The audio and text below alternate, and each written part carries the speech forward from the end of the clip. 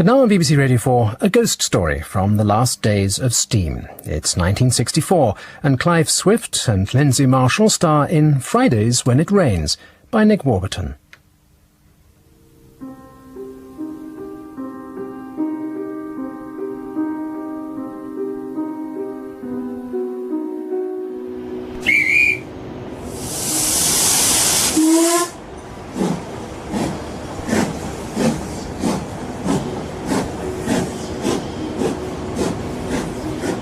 Very nearly the last train of the day.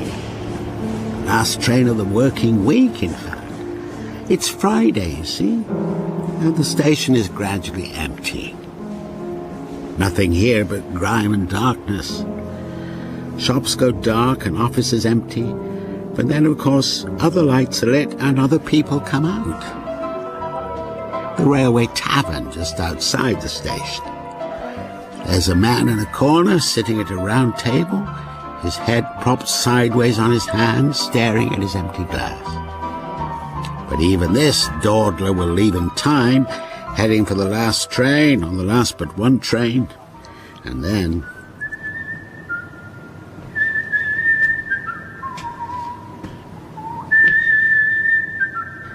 oh yes, then the station master will make his way across the concourse, a flag under his arm, head down, quite unobserved, because there'll be no one left to observe him. And he'll slip into his small office. It smells of soot and oil lamps. And the station will be, what would it be? Changed, I suppose. It's a different place with no one on it. Of course, the last train hasn't yet left, because there it stands. Coaches half cream, half maroon. All the windows closed, you see. Oh no, one window half open. Nothing else is moving on the station, just a breath of steam now and again. So let me tell you while we're waiting. Yes, let me tell you. There was once a girl with long black hair, who came through this station. She had dark eyes, and they seemed to shine even when she looked thoughtful or serious, which she did most of the time. Nice girl, nice family, you could tell. She came through the station in the morning with hordes of others at the busiest time of day, and through again at night with not quite so many. She was new to her job, you see, so she often stayed late trying to get the hang of things, poor girl. Perhaps this is what gave her such a serious look. Anyway, one particular evening, the caretaker was hovering to let her out onto the street. Good night, Mr. Gripper. It was dusk. A lamp had come on just outside the office door. The pool of light it shed changed the colour and the shape of things in the street. So she wasn't sure, not absolutely sure, which way to take for the station. Which was silly, really, because she knew the direction well enough. She passed a shop she thought she knew. At this hour of the day, of course, it was shuttered. It didn't look quite the same. But shortly after the shop, there should be a turning into a narrow alley. And yes, there is a turning. There are no lamps in the alley, so she can't tell whether doorways are side turnings or side turnings doorways. She thinks she might have missed a turning. Yes, she must have done, because when she does turn, the alley is even narrower, and it arcs back on itself somehow, and after several minutes she finds herself back on the street outside the office, or a building very like the office. So she sets off again, walking a little quicker this time. But the funny thing is... no, it can't be. She gets nowhere. She ends up on the same street, or a street that looks the same. Please! Can you help me? She's in a maze, it seems, and nothing she decides to do will allow her out. Poor girl, she's distraught by now. No, stop! Please, stop! But there's no help. No one seems to know she's there. And every time she stops under a lamppost to check the time... oh, no. It seems to have jumped ahead already. She knows when the last train leaves, and she's afraid she'll miss it.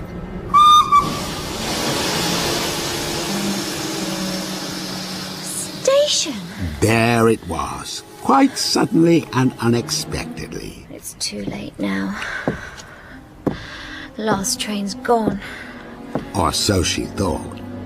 She walked onto the empty platform, because although it was pointless, there was nowhere else for her to go. And there was a train, still waiting. It stood there steaming, ready to leave. And it began to leave. Please wait! Wait for me! Please!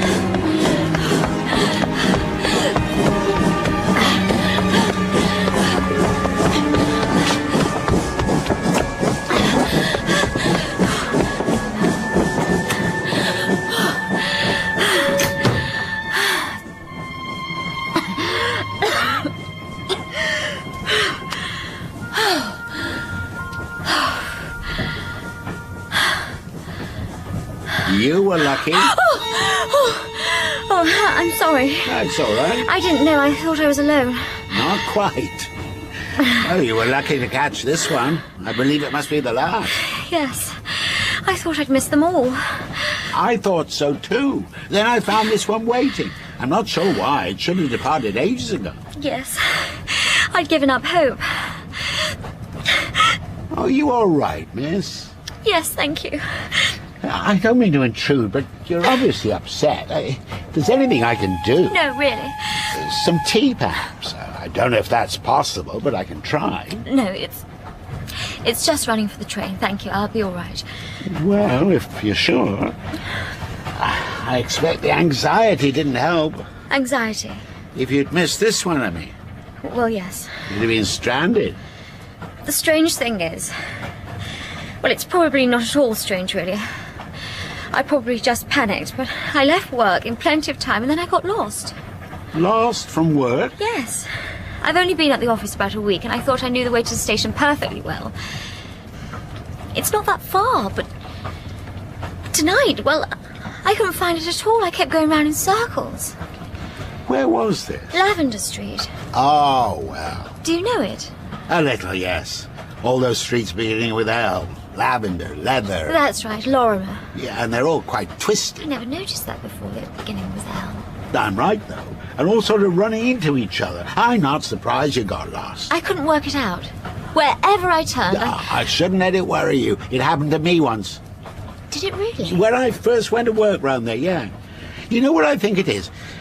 I think when you first start out in a place, you pay particular attention to the route because you know it's important. I did, So yes. you say to yourself, that's the tobacconist, I always turn there. Yes. And you don't take note of anything else, it's all you need.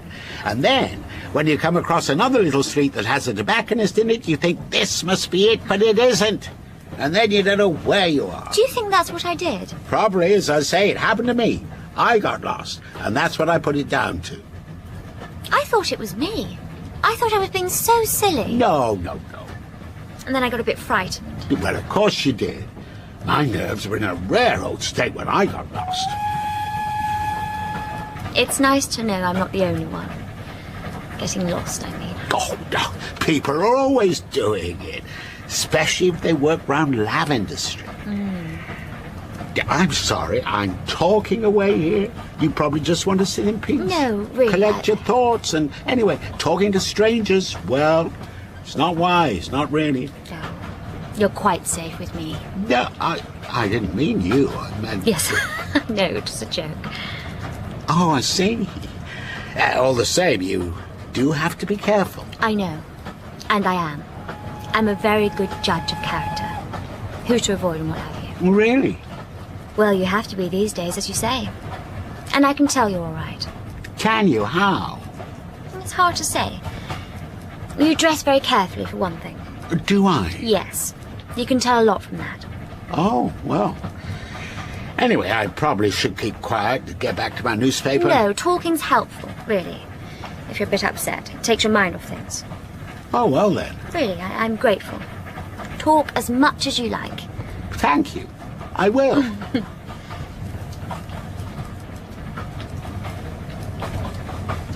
And now you can't think of anything to say. No, I'm afraid I can't. Although, Yes. no, perhaps not. What? What is it? Well, I was thinking of a story they tell sometimes. A story? Yes, one I first heard told on this train, or at any rate a train very like this. What's it about? Well, as a matter of fact, it's about a train journey. You know, a journey on this particular line. Which is why I was told it in the first place, I suppose. Who did tell you? Or a stranger. A man who happened to be in the same carriage as me. Quite respectable looking. His coat was very nicely cut, I remember. There you are, you see. So you absolutely must tell me. It might not be the kind of thing you want to hear. Why not? In the light of your experience, I mean, getting lost. I wouldn't want it to unsettle you. I'm not usually put off by stories. Well, with this one, you're supposed to be, I think. I'm supposed to be put off? It's a sort of warning. That's how it was told to me, anyway. What about? What's the matter? The train usually stops here. Does it? I hope we stop at my station. I expect we will. I'll make sure we do if you like. Oh, thank you. You're very kind. Now, you're not going to mention your story again, are you? Aren't I? No, you're hoping I was distracted. Well, there are other things to talk about. I won't be put off. I can see I was quite wrong about you. About me? You seemed so serious to begin with. Well, to begin with, I was. Yeah, but you looked as if you were serious all the time, a worrier. But I don't think that's really you, is it? I hope not. In that case, it's probably quite safe to tell you the story, if you insist. Oh, I do. It was a good long time ago when this was supposed to have happened, and it concerned a girl who was a bit like you, in fact. Like me? How? To look at, she had black hair, too. Really? I believe so, tied back the same way. I think you made that up. Did I? I bet they never told you what colour her hair was. You made that up because you're telling me. Well, perhaps I did, yes. Perhaps she was like you and perhaps she wasn't. Doesn't really matter. Anyway, this was about 50 years ago, so there are more differences than similarities. Every Friday she caught the train to go home. So she was only in town on Friday? No, she was in town all week. She attended a college for young ladies, and she had rooms there, I believe. So, well off, then? Oh, well off, yes. It was a college for refined young ladies. She stayed there all week and went home on Fridays, then back again to college on the early train on Monday. Sometimes she was the only passenger on that platform of a Monday morning, and almost always the only one of a Friday night, because, you see, it was only a small station on a branch line. It did have rather nice station buildings, though. Old red brick with a steep slate roof.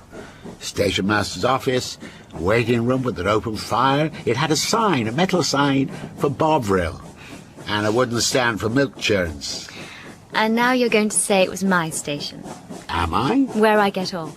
Why should I do that? Like you did with the girl's hair. Oh, I see. No, I'm not. We'll see. No, we won't. It was not your station. But you don't know what my station is. Do I not? I never said. No, I don't believe you did. Then, how... It wouldn't be your station, because this station, the station in the story, was closed down years ago. Oh, I It's see. derelict, as is the line. Trains don't go there anymore. Your station's a small station, is it? Yes, with all the old buildings and very quiet. Oh, so indeed, the same in many ways, but really not the same. Anyway, the girl travelled home on a Friday. She liked to walk up the hill which led from the station up the hill to the big house. She walked there because she lived there. She was the young lady of the house. She could easily have had a carriage sent out to meet her, but she preferred to walk. It was half a mile and very pleasant. A deep lane with high hedges, hawthorn twisted through with ivy and clematis. She walked under clouds of blossom in the spring, and in the autumn she watched the yellowhammers in the branches. Of all the birds, she liked the yellowhammers best. You sound as if you know her. Do I? The way she liked yellow hams best. Well, when I first heard the story, I did feel that. Though, of course, that's the way it is sometimes with the imagination. What is? Well, you imagine things, and they seem so real, you almost believe they're true. Well, you picture a face. Someone peering at you through a gate, say, and it's not just any face.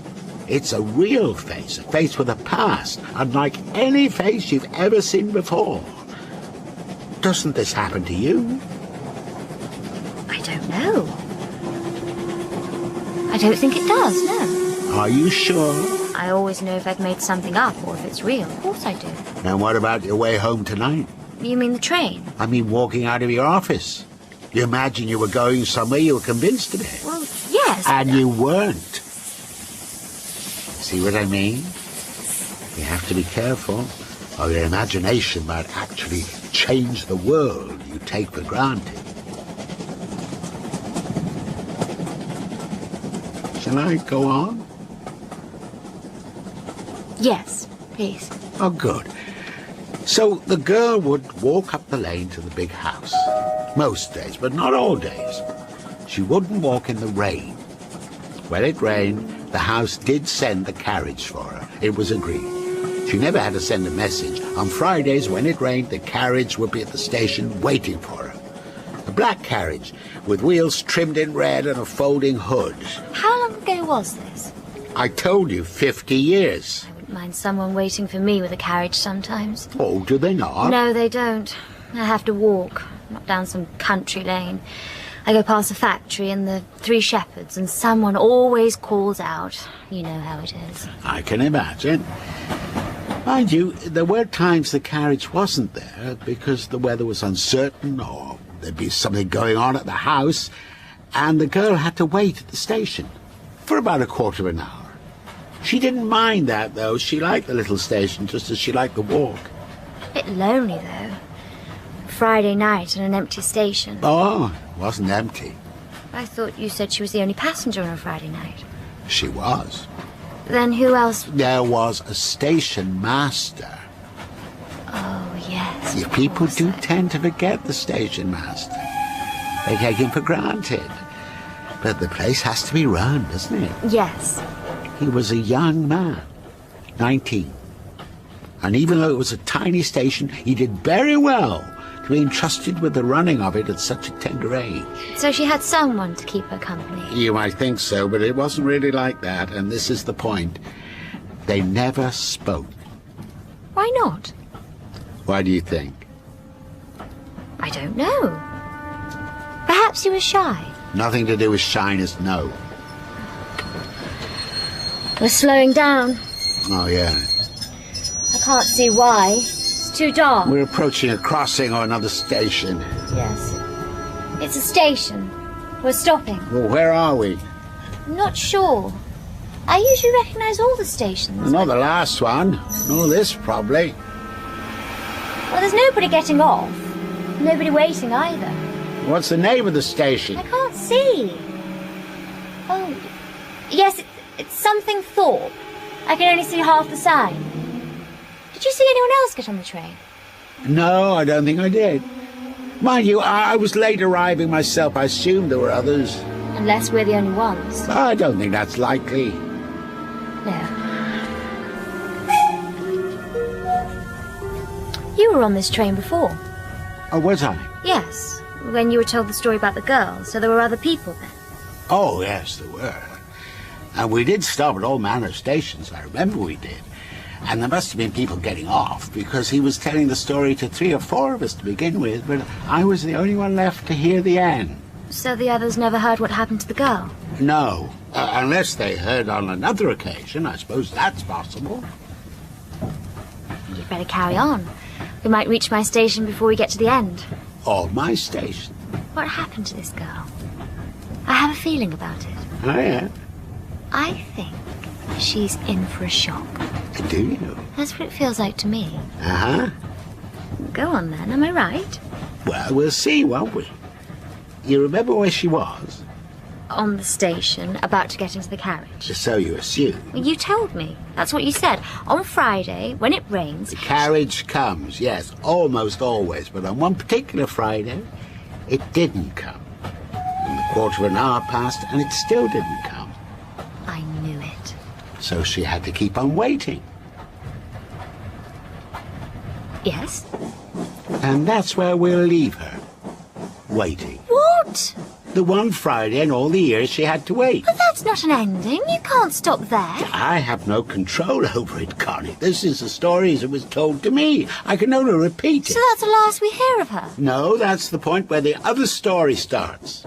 Other story? What other story? You must have at least two people to make a story.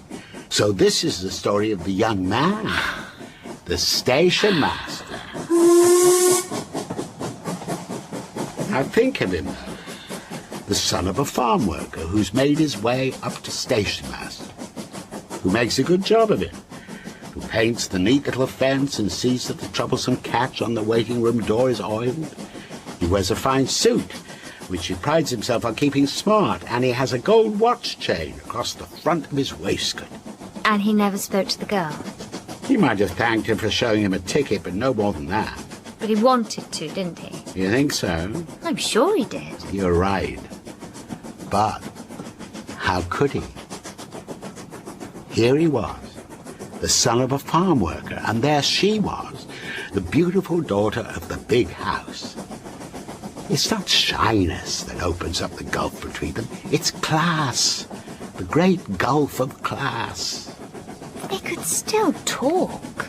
It's not that much of a barrier. Oh, yes, if he'd been the son of the big house and she'd been the daughter of a farm worker, that way round, there might have been some sort of conversation. But it wasn't that way round, Connie. It simply wasn't. Connie? You know my name? Yeah? I thought so. I thought you said it before. Well, you told me. Did I? Indirectly, you used it of yourself. Somebody said to you remember something or other, Connie, or something like that. I'm sorry. Do you feel your name has been appropriated? No, it's all right. I just couldn't remember saying Well, it. you must have done. I never could have guessed. No, I suppose not. Anyway, you're right. He did want to talk to her. He noticed her the first time she stepped onto the platform. The way she stood looking down the track, so beautifully poised, her eyes so deep. He was falling in love with her. Of course he was. He was powerless not to. You couldn't really call it love, not if they hadn't even spoken. You think it always needs words, do you? Well... You think he was deluding himself? Well, she might have been awful. Oh, she might. Very pretty, but thoughtless or something. Stuck up. She might, yes. And would that have been reason not to fall in love with her? Does reason come into it? And she wasn't very pretty. She was beautiful. Oh. Well, I beg her pardon.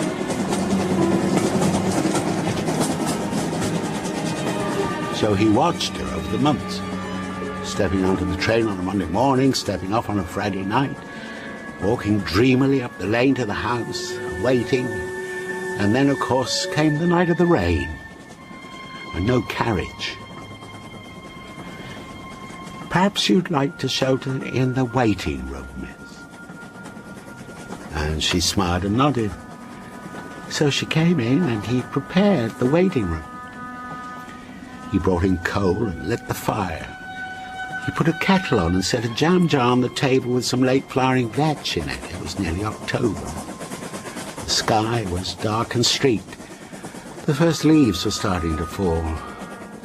From time to time he glanced at her, sitting by the fire, her brown coat with the herringbone pattern, her small hands loosely clasped on her back, her dark, dark hair.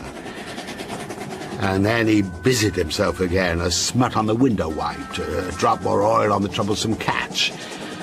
While he was doing these things, he was as happy as he had ever been before. He didn't know it, but he was as happy as he ever would be. Ever? I think so, yeah. That's so sad. It was sad that he was happy. You're not making sense. Wish that was the happiest he was ever going to be. But didn't you hear me say he was very happy doing these things? And he was young. Perhaps you don't know this, but as you go on in life, happiness becomes more elusive. Well, that's something nice to look forward to. It's true. For one thing, you encounter sadness, and you're never simply happy after that. There's always some shard of sadness in your heart, a memory that pierces you at the very moment when you might be completely happy. But perhaps you found this. I don't think so, no. Well, perhaps you will. There's something in the past that doesn't want to be forgotten, won't be forgotten. It's clearest when you're off your guard and you think, yes, now, here, I'm completely happy. On a walk in the country, perhaps seeing the first blossom in the hedgerow, the promise of summer. You know moments like that? They're delusions. There's nothing complete about them. Anyway, there he was, our young man, alone with the girl he loved, and his heart full to bursting because she looked at him and smiled, as if she liked him. It was close to perfect. It needed just one thing. What was that? There was a moment when he'd finished all his preparations and the waiting room was warm and homely, when she might have spoken. Asked him a question. Said his name. Did she know his name? I believe she did. Some Monday mornings there were passengers who called him by name. Good morning, Davy. She must have heard that. He certainly knew her name. But she didn't say anything, did she? No. I thought not. And he didn't either. He couldn't. He could? You said it wasn't shyness, but I think it No. was. He was tongue-tied. Look, you don't understand what it was like. How difficult it was to break with convention. This was 50 years ago, and those sort of people set the rules.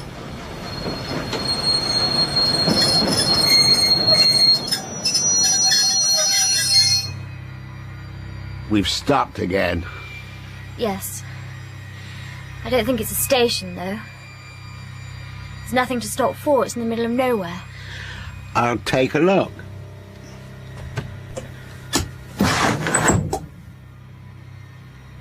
Oh, the track ahead divides. That's what it is. I expect someone has to change the points.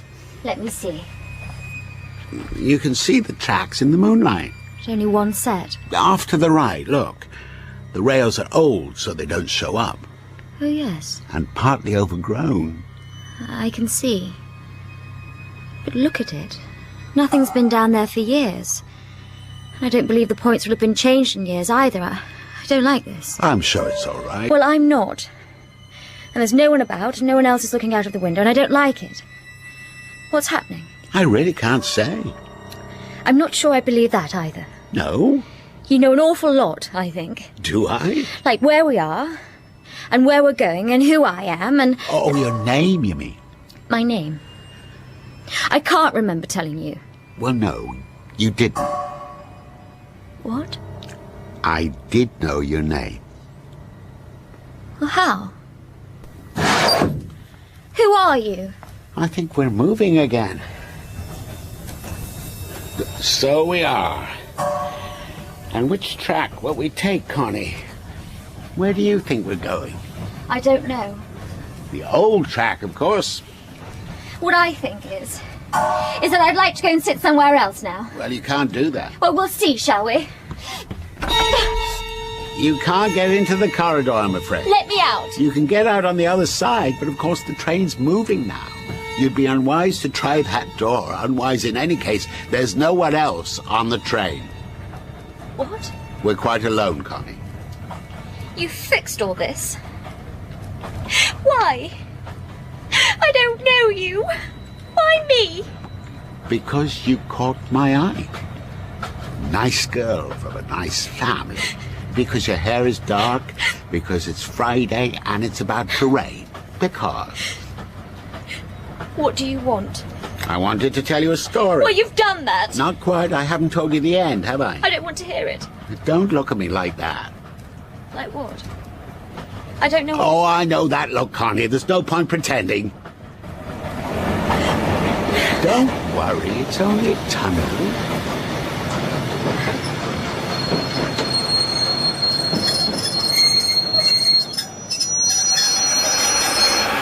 You could get out now that we've stopped.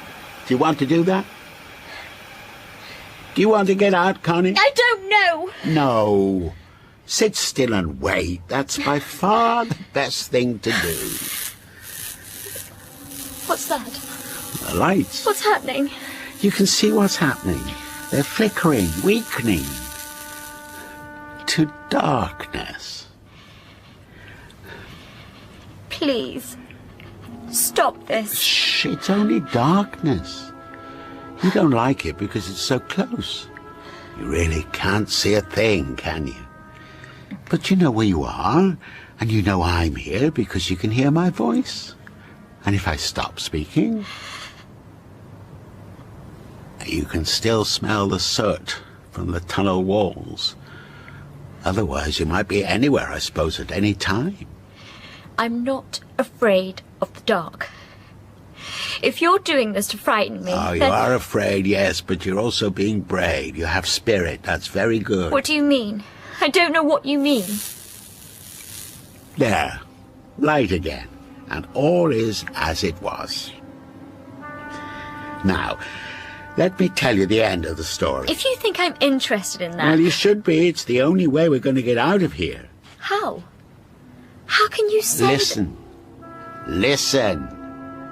And you needn't be afraid. No harm will come to you. You'll see. Anyway, the young man did all he could to make the room pleasant for the girl. And there they were alone and aware of each other. She had never looked so beautiful. All it needed was a word from her. That was the moment when everything might have been different. She only had to say his name. Davy. Thank you, Davy. Tell me, Davy, what's in your heart? But she said nothing. The next thing he heard was the crunch of the carriage wheels on the wet stones outside. She heard it too. She picked up her bag, gave him a smile, a little meaningless smile, as if he was no one in particular, and she moved to the door. So did he, to open it, to see her out. She took the handle and the catch stuck. His hand then touched hers. It wasn't meant, not at all. And she recoiled from him, snatched it away. They were close just then, closer than I am to you now. She looked away from him. No, he said, it's not locked. He still felt the touch of her hand. The catch sticks, he said, it's all right. He pulled the door open. And she pushed him hard in the chest and hurried out. He fell against the wall, completely shocked. He closed his eyes, but all he saw was her face, her beautiful face. Repulsed. Repulsed by him. When he opened his eyes, he found himself staring at the stove, and he wanted to smite it with his heel, to topple it and send hot coals rattling over the floor. That would have suited what he felt in his heart. He wanted her to be there, to notice, to jump with a fright at the sound of it, to flinch from the scattered coal. He wanted the fire to consume the place and the time, the girl, and everything. But he did nothing. He held himself quite still. And now do you see the point? Where all this is leading? No, I don't. She might have saved him. Saved him? Saved him from what? A number of things. A week later, he lost his job as station master. They never told him why, but he was sure that someone at the big house had said something. Why should they? For that misunderstanding at the door, for daring to fall in love with their precious daughter. Of course, he couldn't stay in the village, not after that, so he left and joined the army. And this was 50 years ago, remember? You can guess where that took him. 50 years? 1914. It took him to Ypres with the British Expeditionary Forces, and Ypres is where he ended his days. Oh. Well, I'm sorry. Yes. Poor boy. If you were frightened, Connie, I apologize. I had to see if you had the nerve to hear everything. About him dying? Well, not just that, no. Because it didn't really end there. You see, on certain Friday nights, when the last train is due and there's rain in the air, the young station master resumes his duties at the village station.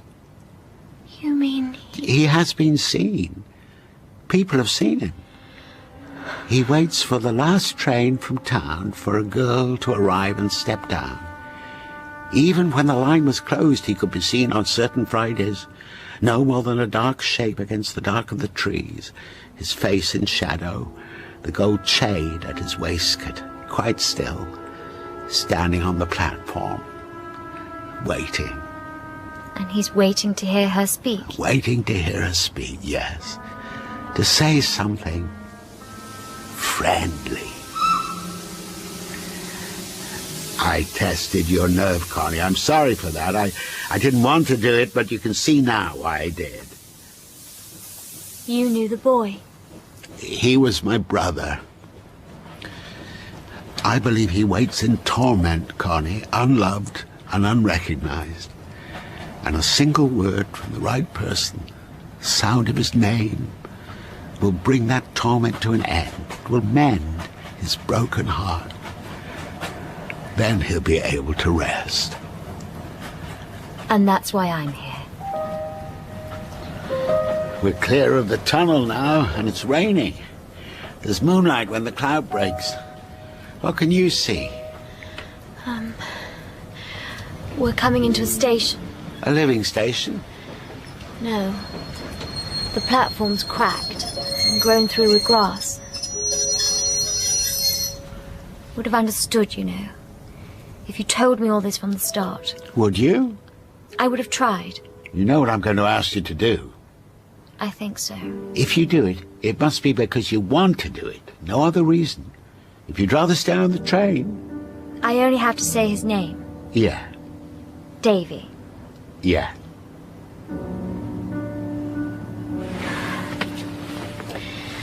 Then let me just stand on the platform to begin with. Of course. Oh. It's cold. Look down the platform. Tell me what you see. I can't see much at all. The station buildings. A dark hill behind. Oh, that must be the way to the big house. No light? No. Oh, yes. There's a glow. A little yellow light at one of the windows. The waiting room. Do you see anyone there? I don't think so. There are branches overhanging the platform, and they're moving as if... And something round and pale in the moonlight. Is it? What? What is it? It turned towards me. It's his face. You sure? Yes, I can see him now. He's standing quite still with one arm raised. He's pointing. Pointing? To the waiting room, the glow. What would you do? Go towards him. Connie, are you sure? Yes. Oh, poor boy. I will. I'll go towards him. So the girl walks slowly down the platform. What courage she has. To walk into the dark like that towards a young man who died 50 years ago. Or towards a shape she tells herself is that young man whose heart was broken, who died at Ypres.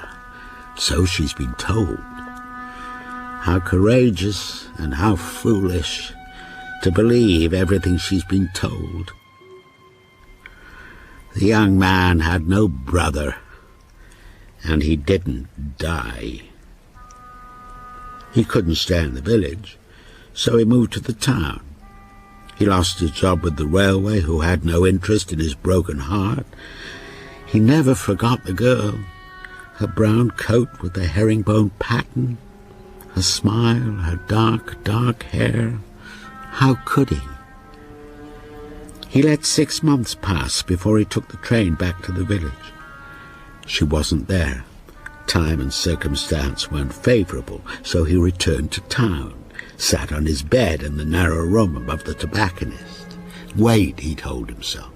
The proper time will come. Years went by, and still he didn't see her. Years. Then one night, there was a girl. Not quite the same, but she had something about her, something. And there she stood on the same platform waiting. So the time seemed to have come. Perhaps you'd like to wait in here. She looked at him, but his face meant nothing to her. Well, it wouldn't. Nevertheless, she thanked him and went in. You'll be safe in here, quite safe, and warm. I'll light the stove. She watches him, uncertain. Sometimes the catch on the door sticks, but you needn't worry, it's not locked. And there's that look on her face. She shrinks back from him, repulsed. You can tell the difference when it's locked. When it's locked, it's like this. Like this. And then the fire. The fire he'd waited for, to consume everything, to punish and unite. No, please help me!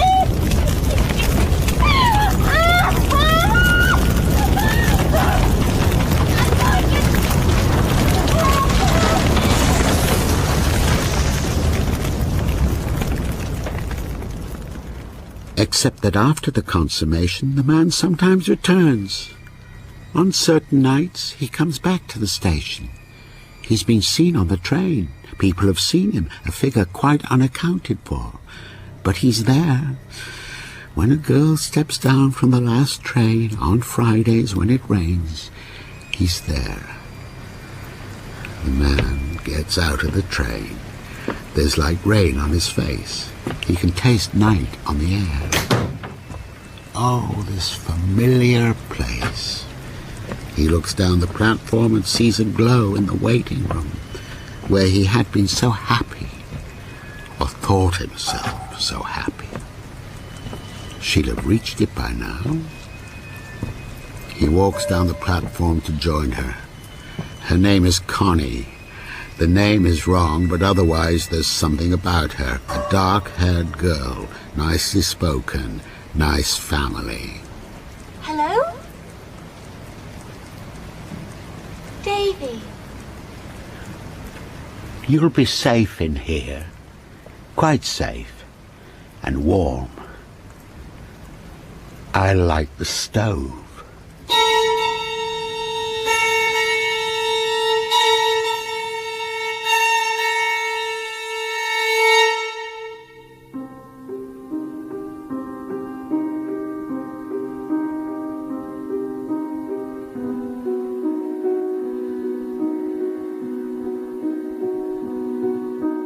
In Fridays When It Rains by Nick Warburton, Dove was played by Clive Swift and Connie by Lynsey Marshall. The director was Claire Grove.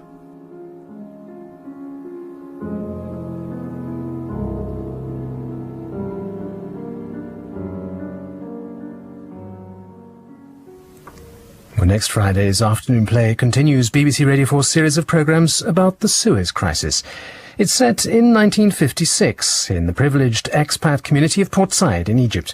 The political drama is seen through the diary of a 10-year-old girl. Elizabeth charts the events that sound the death knell of the British imperial dream and her own family's way of life. That's Sand, our afternoon play, next Friday at 2:15.